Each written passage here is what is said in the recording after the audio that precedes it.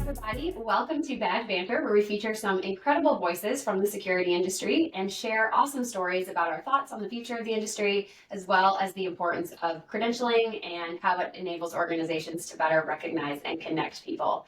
I'm Lindsay Martinez from Badge Pass, and I'm really excited to introduce you to today's guest, Jake Voll, who is the CEO at SS and SI Dealer Network. Jake, thank you so much for joining me today. Oh, Lindsay, thank you so much for having me. I'm excited that we were able to hook up. But before we get started with today's questions, can you do me a favor and just tell us a little bit about your company? Like, what's your go-to response when somebody asks you, so what is it exactly that y'all do? Yeah, so we're a value-added distributor of security and low voltage products. And in a world where distribution has become highly commoditized, we found that we can stand out by providing a high level of service and value-added services, like, for example, our Blessed and Branded program, which is where we private label products for our dealers with their logos. That's been very popular for us. I love that program. Like, I have been following along with what y'all do, and I obviously am big into branding. And I think that that's such an awesome opportunity for systems integrators to promote their brand and not just the brands that they represent. Yeah, thank you. I think a lot of folks they spend sometimes their careers or lifetimes building their brand, and so we understand how important it is to them, and it's exciting, I think, to be able to support uh, their efforts to reinforce their brand. I love that. So I mentioned I've been following along with you. I would say that you're probably one of the more recognizable and like active voices online as it relates to the security industry, especially on LinkedIn. There's always a few names that pop into my head of people that you typically see being very vocal, and you're one of those. But for me, I really personally enjoy the way that you kind of approach that. You do kind of a lot of storytelling on LinkedIn, and it's a great combination of like your personal life and your work life, and that space tends to be like very corporate Yeah. and like polished. And sometimes I love like getting away from the technical specs and hearing some of that personal stuff that, especially that you're sharing. So, what inspired you to like start doing that? And how has that impacted your business, like sharing the personal side of things? Yeah, I think that, I look at LinkedIn as it's almost like having dinner or drinks with a customer. You wouldn't just talk business all the time. People do business with people, and I love learning about, the people that I get the opportunity to do business with. I love sharing about, my life and my experiences. For me, I realized that if I was to reach, the all the folks that I wanted to reach in the industry, that there was not a better platform to do it than through social media, specifically LinkedIn. We leverage Facebook a lot as well with an industry Facebook group. Um, but I think that again, people do business with people. People prefer to do business with people they know, like, and trust. And I love how often I meet people in person for the first time, and they say, "Gosh, I feel like I know you." Right? Like that's the mission. I hope that it's funny because I walked in. A friend of mine invited me to a conference that he was going to for work, and it was unrelated to the industry. And I got there, and I went to the cocktail party, and it was such a different experience for me because nobody knew who the heck I was, right? And I'm like, oh gosh, like this must be what it feels like for people to go to like a work thing for the first time and have to start up conversation with random people. I feel like social media has really given me a superpower to go to an industry event, and people are like, hey, it's Jake from LinkedIn, or Jake from State Farm. I always like that one too. Yeah, Jake from LinkedIn instead of Jake from State Farm. That's funny. You just need a red polo next time That's you're. right. Yeah. Just own Um, it. Lean into it all the way. you're absolutely right, though. I mean, I just started getting active on it last year, and I mean, think about it. Like, we're having this conversation as a result of finding each other really on LinkedIn, and being inspired by some of the stuff that you share and what you post. So I think that that's really cool, and there's been a lot of connections that I've had the opportunity to make as a result of that, and surely you too. So if anyone's thinking about posting something on LinkedIn, like, just do it. Yeah, for sure. And don't stress about it. I feel like somebody said recently that, a lot of times when people start posting on LinkedIn, the first time they might get two or three people engage with it. Maybe only 50 or 100 people see it. Um, But gosh, if you had an opportunity to walk into a room and tell 50 to 100 people who you are and what you do for free, and you could do it easily, you'd 100% be for it. I think most people would if they're looking to grow and promote their business. I definitely agree with you. Do you overthink what you're going to post? Like, do you have a creative process? Do you plan in advance, or are you like a wing it kind of guy? And like whatever's on your mind, you just post it in the moment.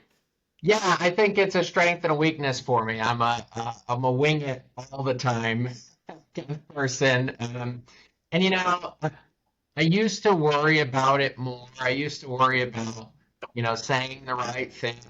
But I think you can only hold up an act for so long. Mhm. Right? Like if you want to present yourself in a certain way and be inauthentic, at some point you're going to slip, you're going to say the wrong thing, and people are going to realize, hey, like that's not actually who this person is. And I was at a conference recently, and this guy's talking about social, and he's like, hey, like, use social media to promote yourself, promote your business, but I have to tell you, if you're a jerk in real life, you're probably going to seem like a jerk on social media too. So, disclaimer, if I think social media is a really great opportunity for folks that are like decent people.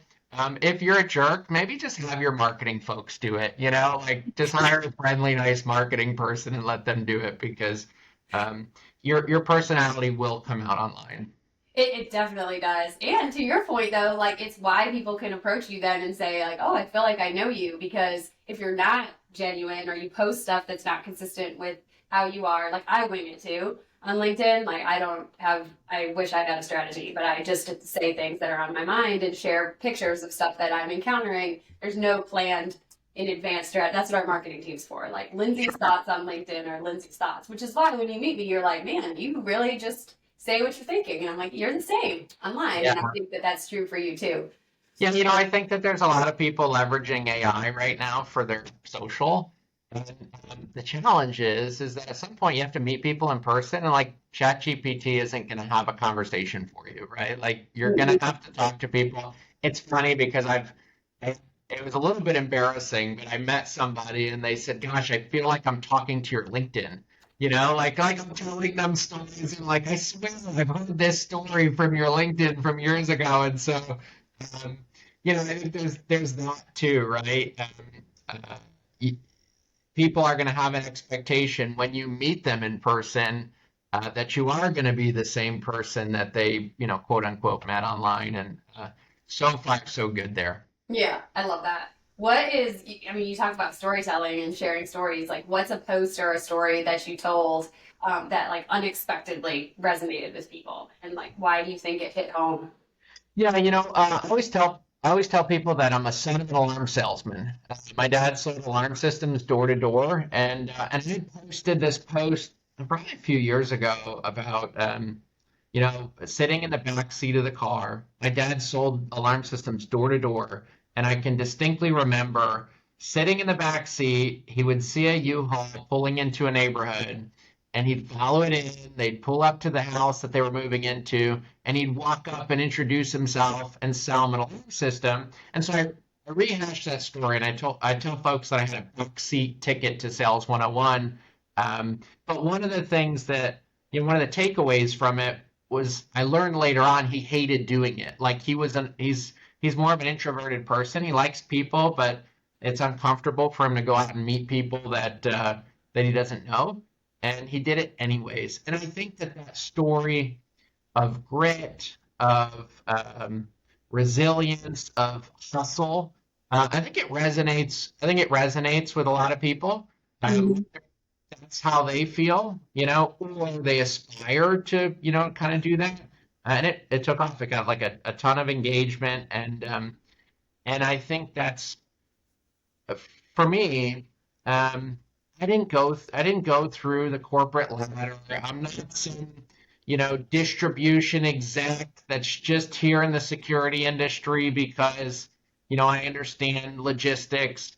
I grew up in the alarm business, and so for me, I like that story because it kind of shows my roots in the industry, and I think it gives people a window into kind of my philosophy and mentality on getting out there and getting after business. I like that. And it's easy for people to relate to stories about like how they grew up. And so like me, I'm like, man, I grew up in the industry too. Like my mom sold ID systems. Like, she was in the security industry and owned a systems integrator my whole life. And so similarly, like I have stories of printing badges as invitations to my birthday party. Like that was Oh super my cool. goodness, Like that's awesome. what 6-year-old doesn't print ID badges as invitations to their birthday party? Every 6-year-old, I thought, and so like, I think that's funny to hear, and I think that's cool, like to hear about your childhood and growing up in it, and then how you turned it into something. And people love stories about people for sure. Well, and I think that there's a lot of folks in the industry that are second, third, fourth. I think of the Doyle family, and they're now the fifth generation in the security industry. And it's just, it's amazing to me to see how deeply rooted some of the folks that I know are in this industry. And people come and go, and there'll be, executives that come into the business for a time and do something else. Um, but I think that there's this core group of people that just never seem to go away. And I guess I hope to be a part of that core group that you just can't get rid of, and maybe my daughter will be, slinging alarm panels 20 years from now. Who knows? I'm also am not going away, so I'm with you on that one. You talk about the industry, and there's been a long history of it and tradition-rich people who stay. And I jokingly say that it's a little bit incestuous, the security industry, because people do Sure. seem to stay. But like some of that's awesome because it's we've had the opportunity to see it evolve. And so, like, I think that the industry's really changed a lot in my 15-year career within it. And so as you look at the industry and you think about like the future of physical security, like what trends are you seeing or what things do you think that we're actually not talking about enough as an industry? Yeah, so I think that if my take on it is that innovation is important, that we have to look at this new technology. I think that a lot of the folks that have been in it a long time have gotten comfortable with some of the traditional stuff. Um, I see a lot of new folks come into the business, and they want to be very disruptive to the point that they want to throw the baby out with the bathwater, so to speak. But I do think that a lot of the traditional ways that we do business, and also the standards that have developed over time, are important. And so, when I look at the future of the industry, um, I think that there's going to be I think that there's going to be some new stuff coming out. Particularly, I see everything through the alarm industry lens, so I know you're kind of Like adjacent. adjacent. We're Yeah, adjacent.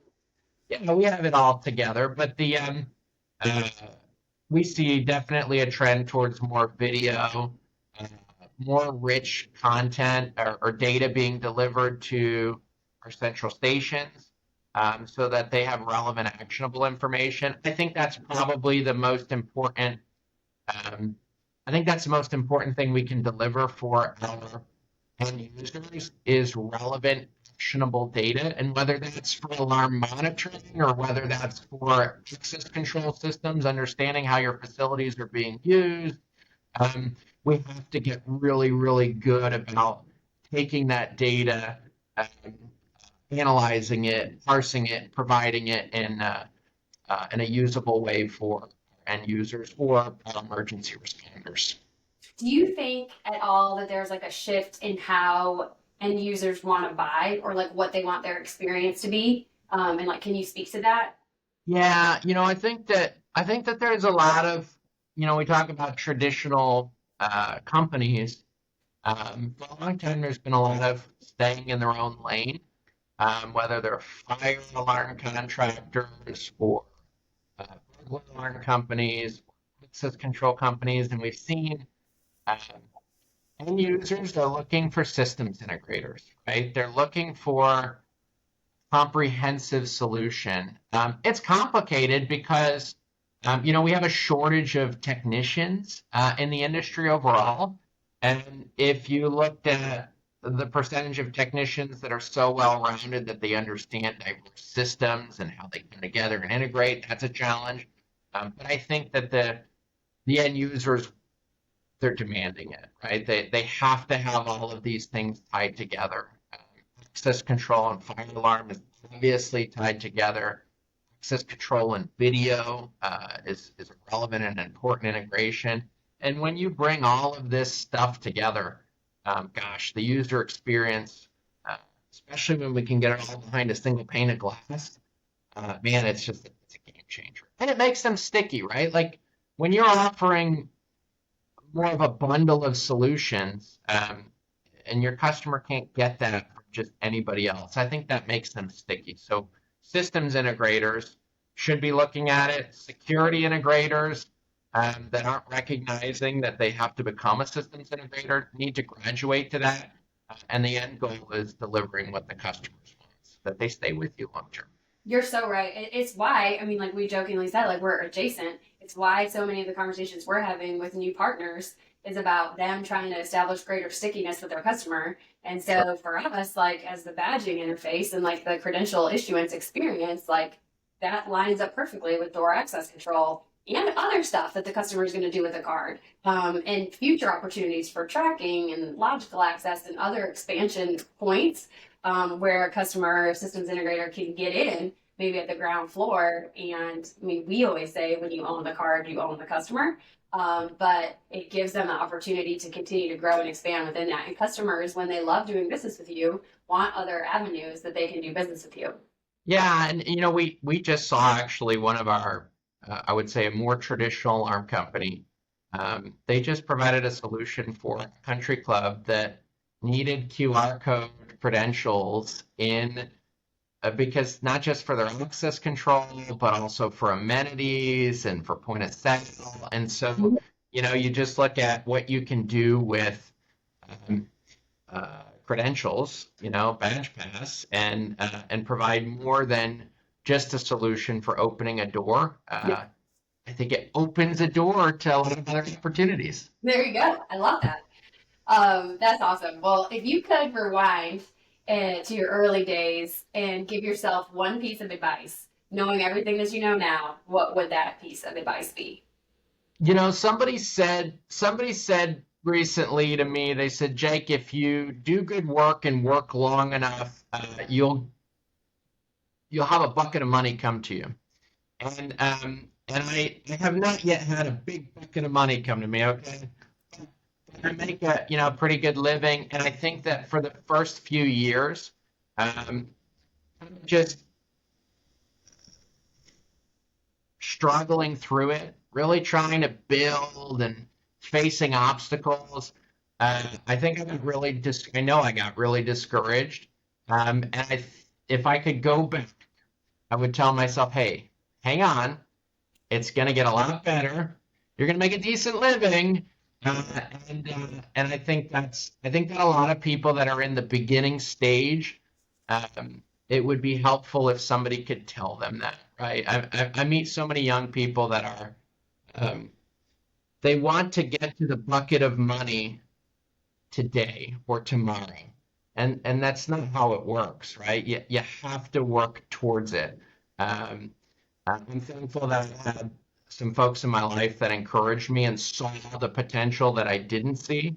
And so I would say that if there's anybody listening that feels discouraged, uh, look for those people that believe in you, those people that are the ones that speak confidence into you and tell you about, hey, this is what I see for your future. I see the success. I see what you can accomplish because on your worst days, you got to have somebody to call. And so I wish I could go back and be that person for myself back then, but I'm very thankful for the folks that were that person for me along the way.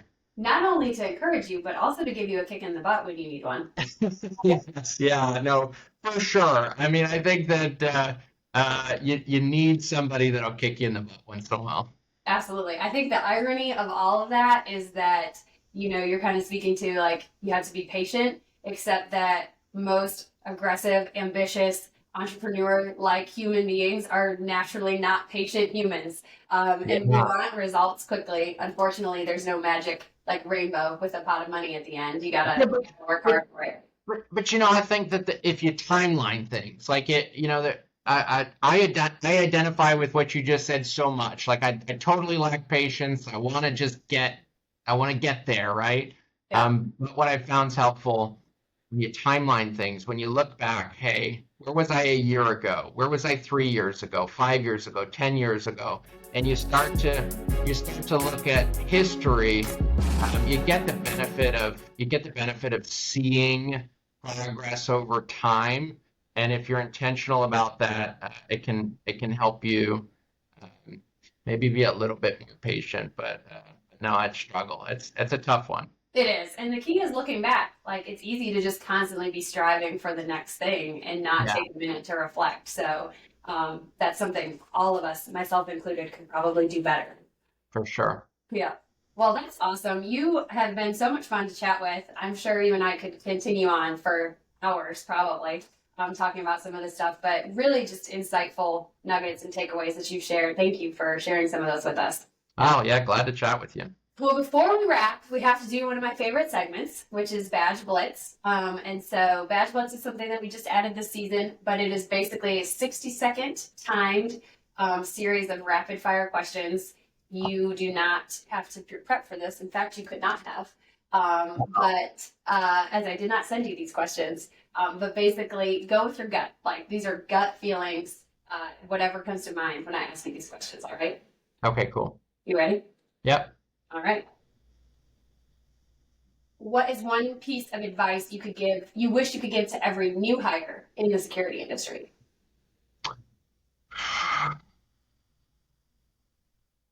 Find a mentor. Love that. If you didn't work in the security industry, what would you do for a living?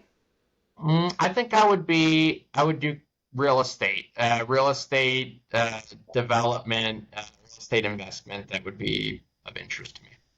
What is a podcast that you never miss an episode of? Well, I'm always on top of it with Jake, but that's because I'm hosting it. I really I have to say I have to get better about podcasts. I'm embarrassed to admit I don't follow many podcasts. All I'm right, gonna definitely tune into Badge Pass from now on. there you go. If your leadership style was a movie title, what would it be? Uh, well, it depends on the day, I guess. I think we ran out of time. No, no, you can still answer. You're not out of time. You can still come up with something. You know, I don't know. On my worst day, maybe it's Armageddon. I have a hard time on my worst days. But I'm thankful for, again, I'm thankful for just a really great team of people. No, that's awesome. I'm sure it'd be something about teamwork. And I don't get Armageddon vibes from you, just so you know. And I doubt your team would say that that would be the movie title either. So, well, thanks so much, Jake. It was really fun chatting with you. I really appreciate your insight. You shared some great stuff with us today. So thank you so much for joining me. Oh, thanks for having me, Lindsay. Absolutely. And to everybody else, we hope you'll join us next time as we take you beyond the badge.